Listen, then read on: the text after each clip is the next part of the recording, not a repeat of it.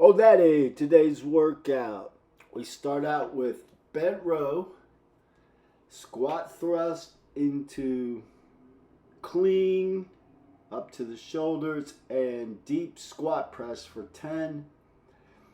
And then as a partial recovery, follow that with 10 8-count bodybuilder renegade rows, alternating those two for 10 each for the first 50. And then I was smoked. That deep squat press will smoke you. It's tremendous for maintaining and improving that deep squat position, mobility, flexibility, for building muscle power, muscle strength, muscle explosiveness without punishing the joints, joint problems, unlike a lot of plyometric stuff, because there's no jumping, no impact. And it will get your cardiovascular system going as you try to power out of the bottom and just try to bring every muscle in your body together in that controlled, explosive, deep squat up into a press will light you up. Anyway, the first 50 had me smoked. So the second 50, I went to 5 bent row, squat thrust, clean squat presses, and 10 8-count bodybuilder renegade rows for the partial recovery.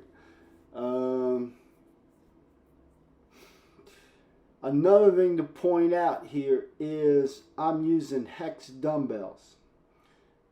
And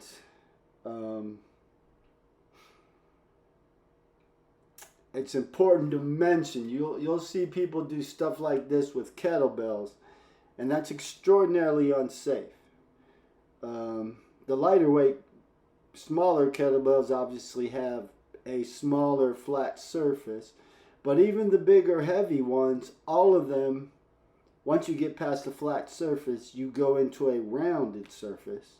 And then you combine that with the high handle. So your body weight and where you're holding is very high up. As you fatigue and start to lose concentration and you come down to plant your kettlebell, it's very possible you don't get it centered just right on that flat surface, and then you're going down. So potential wrist injury, elbow injury, shoulder injury, or face plant, knock your teeth out. With hex dumbbells or power block style dumbbells, you don't have that problem.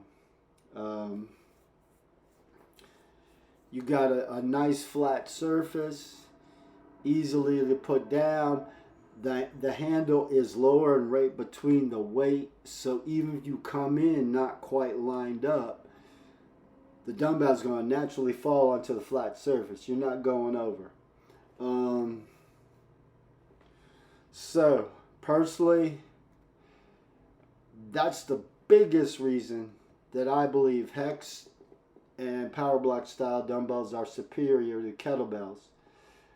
Because being able to plant and do a squat thrust or go into a plank, whatever you want to call it, opens the door to a whole other level of complexes you can create.